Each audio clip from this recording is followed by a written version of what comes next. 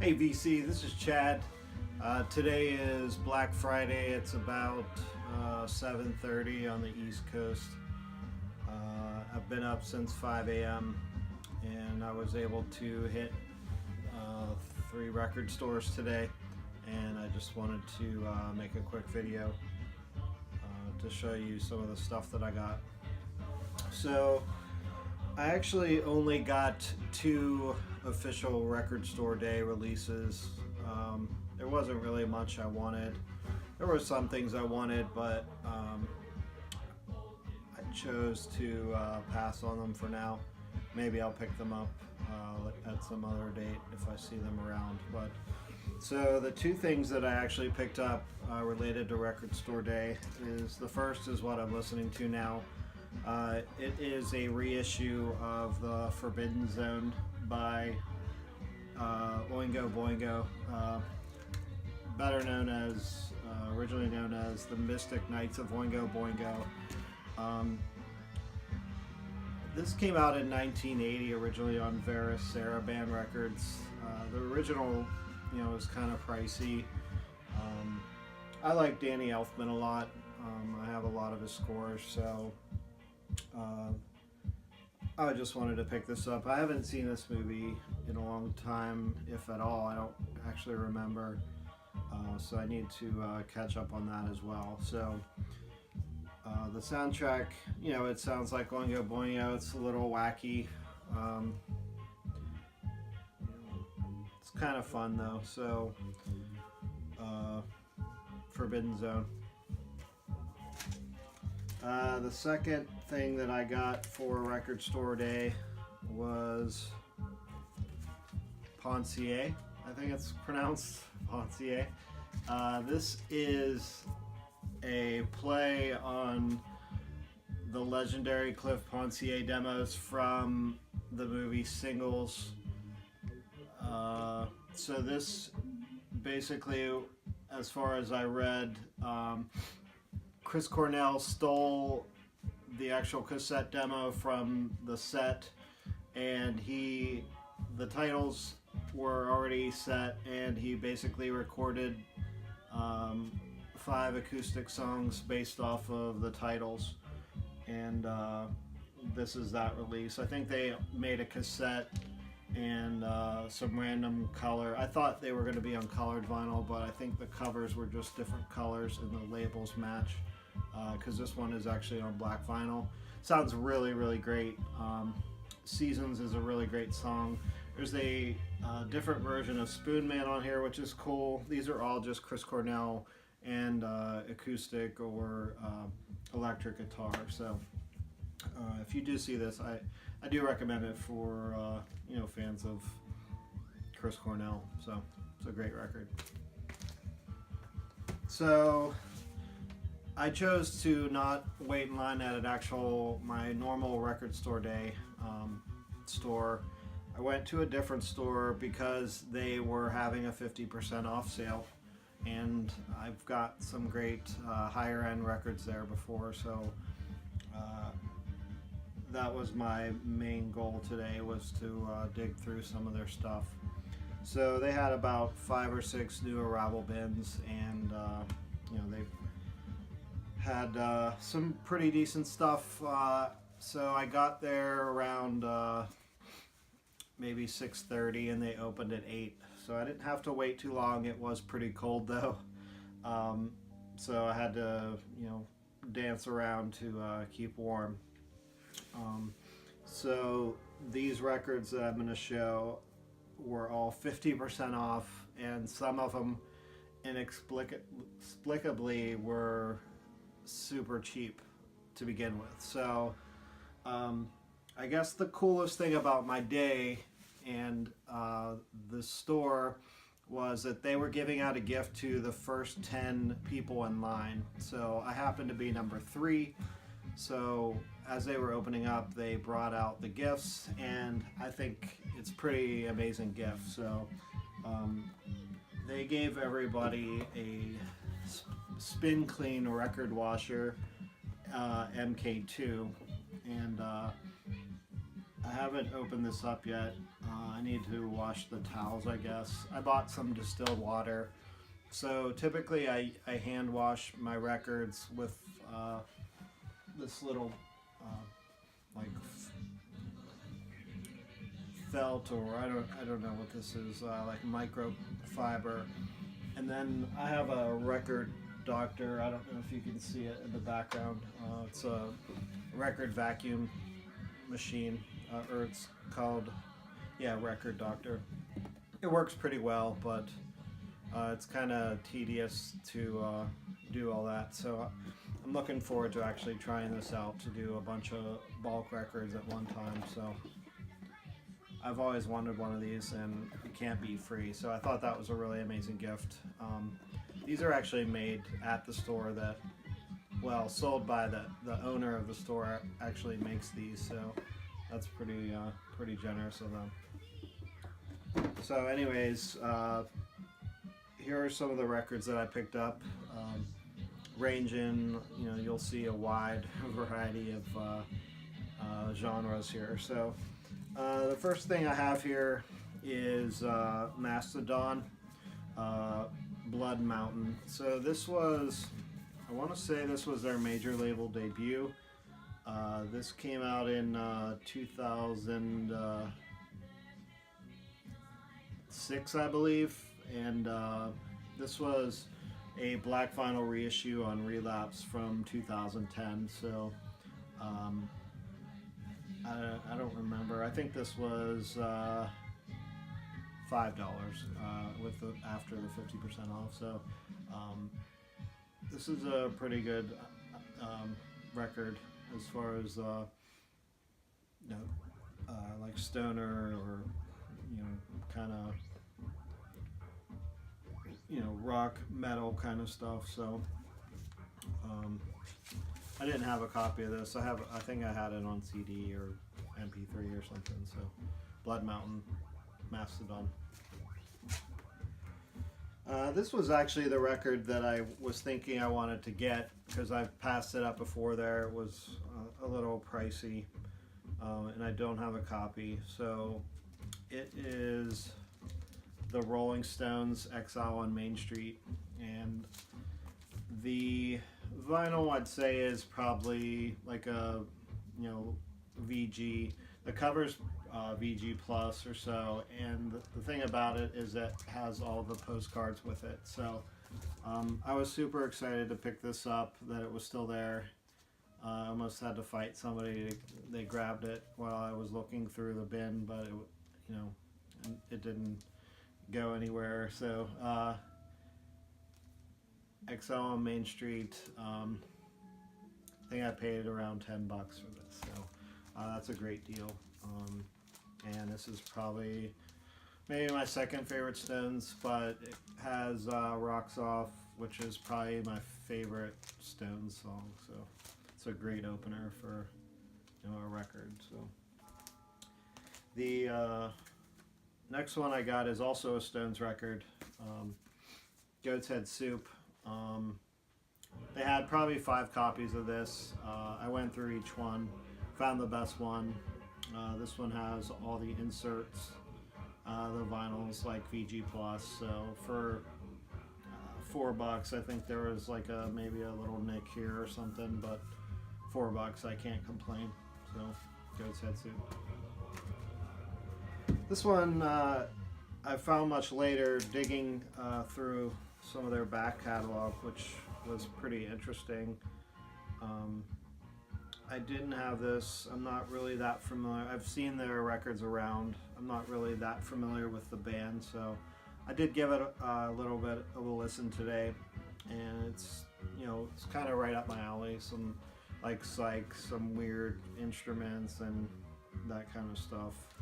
It's the first album by the Fugs. This is, it says it's a reissue of Broadside BR 304, but this release was released in 1965, so it's a fairly old record. It's indecent. The jacket is good. VG plus, maybe VG. The record is probably VG minus or so, but for what I paid for it, maybe like $7 or something. So I thought that was a great deal. So I think it's pretty cool. Maybe I'll upgrade it at some point. So the Fugs. This one was kind of, I found a surprise later when I got home. I'm not familiar with this album. I'm familiar with the artist. I really dig, I've talked about him before. It's Rob Zombie. This is Hellbilly Deluxe #2. I don't think there are any hits on this album that I recall. I haven't listened to it yet, but I paid $5 for this record, and I can't explain why it was only priced at $10, but for $5 I couldn't pass up Rob Zombie.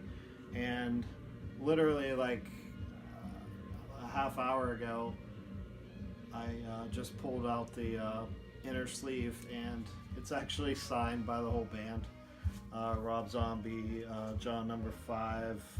I'm not sure who these were at the time, but I thought that was a cool bonus for $5. The vinyl's like VG plus, the jacket's VG plus, so really great. I don't know. I don't have high hopes for the record, but I'm sure it's worth $5. So I'll hold on to this just for the signatures and stuff. So Rob Zombie. I picked this record up on a recommendation from a friend. I'm a little bit familiar with them, but I didn't have this record, so it's I haven't really posted much jazz before. I have very little to, if any. I'm kind of been getting into more of the fusion records, so I was happy to pick this one up. It's an original pressing of Jaco Pastorius's self-titled record. It's in our first pressing. It's got the orange Epic labels, which I think I've never seen before. I don't know if this is just for this, but I think they look pretty cool. This is a really clean record. I listened to it this afternoon, so it's pretty cool. He's an amazing bass player. I have maybe one or two Weather Report records as well, but this I'm digging a lot more, I think. So I'll have to give this one some more in-depth spinning, but I really like it. I think this was $7.50. So I'll show both of these. I haven't listened to these yet. I have two other records by this band. Anytime I see anything on this label, it's the Brain label, which is out of Germany, and they're most famous for releasing krautrock records. So the band is kind of like a second, third tier krautrock band, prog rock. It's Jane. I've seen some people talk about them in the VC, but I didn't have these two records, Sign Number 9 and Between Heaven and Hell. I think these come out in maybe the late 70s or so. But for $5 each, I couldn't leave these there. They're not in the greatest shape, but that's all right. I think I've mentioned before, I collect novelty records, with Halloween passing. It might be a while for me to, I'll probably get to these later, but this one's called Stereo Dynamics to Scare the Hell Out of Your Neighbors.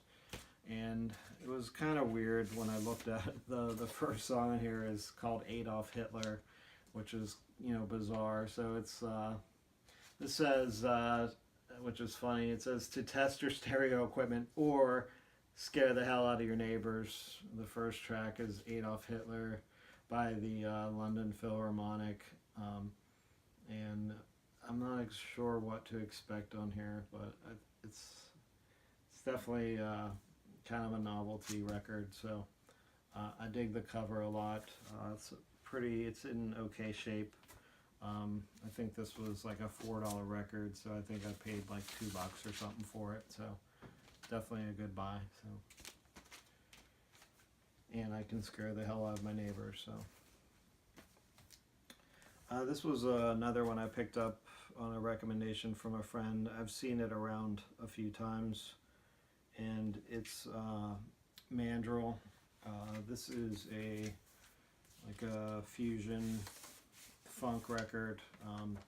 He said a lot of people use this for samples, and this is a first pressing on Polydor Records, and it is from, trying to see what year it came out. Maybe it's not anywhere on here. Probably the 70s, I'm assuming, or maybe the late 60s, but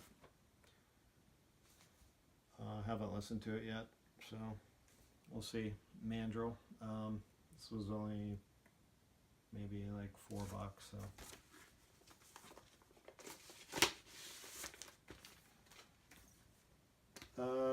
This one is actually, I've seen it a lot on the VC, and people talk about this all the time.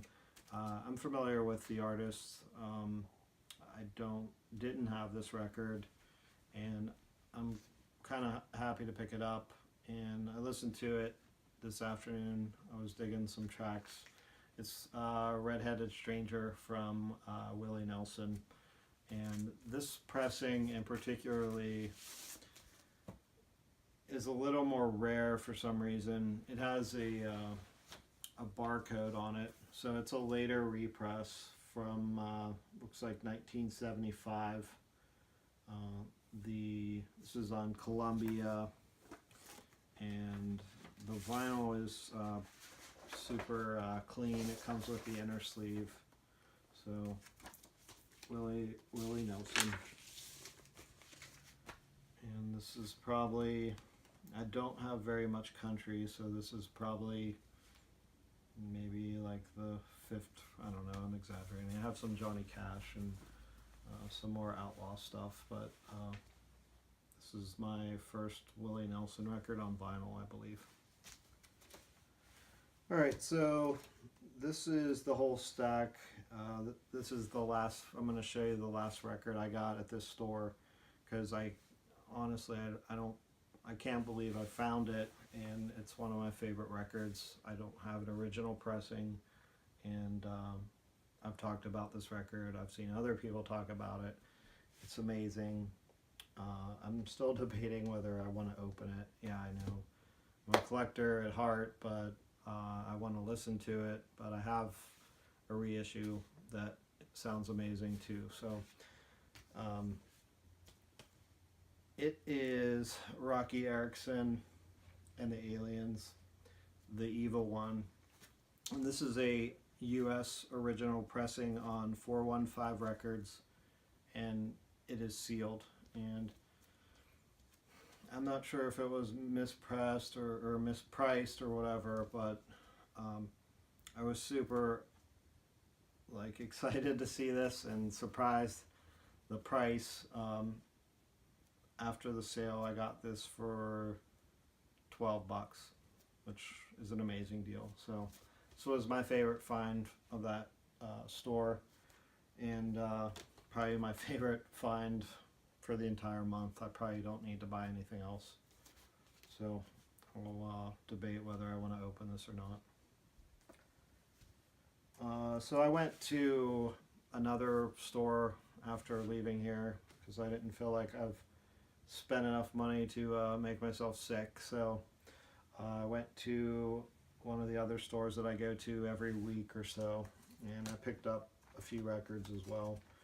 It was really busy. They don't participate in Record Store Day. It's just all used records. So they had some cool new stuff.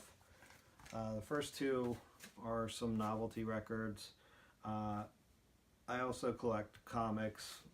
So these are I always pick these up when I see them, but they're like story records from Power Records, like Peter Pan label. These came out in 1974. This is The Amazing Spider-Man, The Invasion of the Dragon Men, which I think it's pretty pretty neat. They're just like cartoon dragons here. I haven't listened to these. There are 5 complete stories on here. Sometimes they have, you know, comics, or these have comics on the back. They're not really, there's no text or anything, but they look fun. The records are pretty good for being kids' records.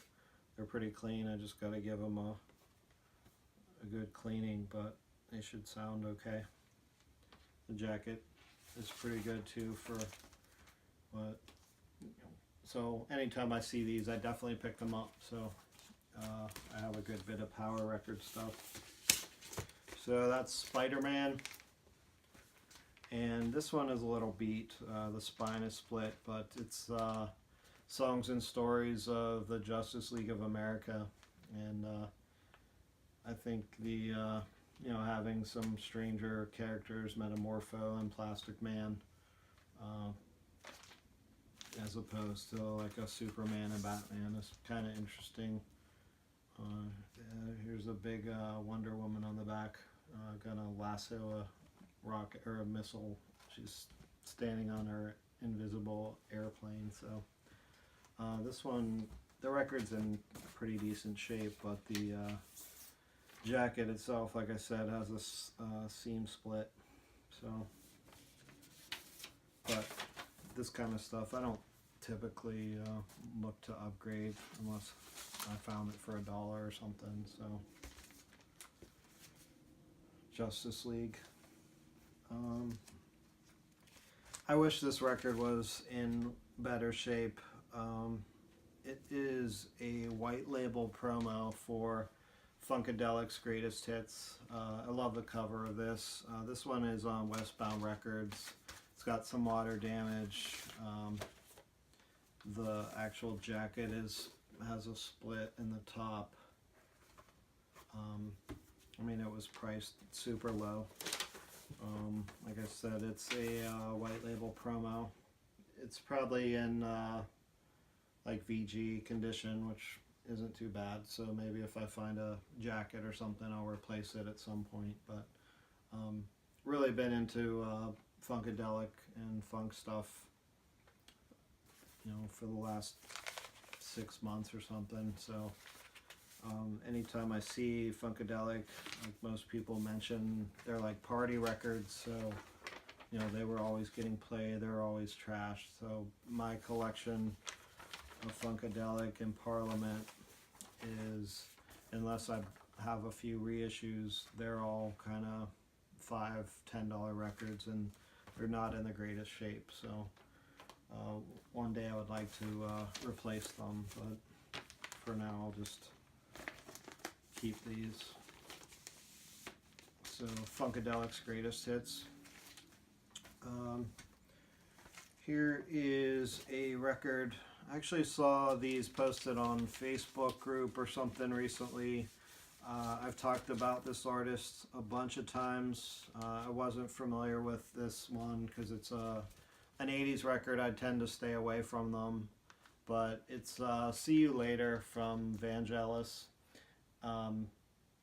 This is a UK pressing on Polydor Records. And it is in amazing shape, you know, VG plus, near mint. So I think I paid like $10 or something for it. It's not really a great deal, but I always typically pick up Vangelis records when I see them. So looking forward to listening to this one. Here it's like 80s goodness. So we'll see how it works out.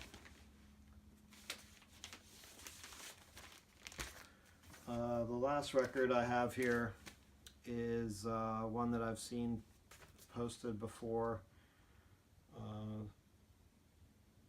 Not very familiar. I don't think there's any like hits or anything on here. It's just probably a solid record.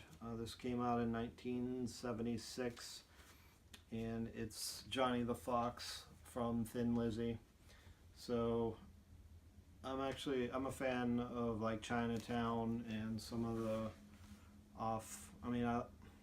I like the hits like Boys Are Back in Town, Jailbreak. I like as a record. I probably listen to that one more than anything. So, but most of the stuff I hear from Thin Lizzy from the 70s I really like. So I had to pick this one up. It was, I don't know, somewhere between $10 to $15. I can't remember. I guess it's better that way that I forget how much I spend. But so that's it. Now I just have to make it 4 hours. I have to do some work at midnight, but I'm going to listen to my records for the rest of the night, and hopefully everything. I'm going to clean some records as well before I play them, so should be a long night. Let me know if any of you picked up anything today, new stuff, used stuff, or anything. So I will talk to you sometime.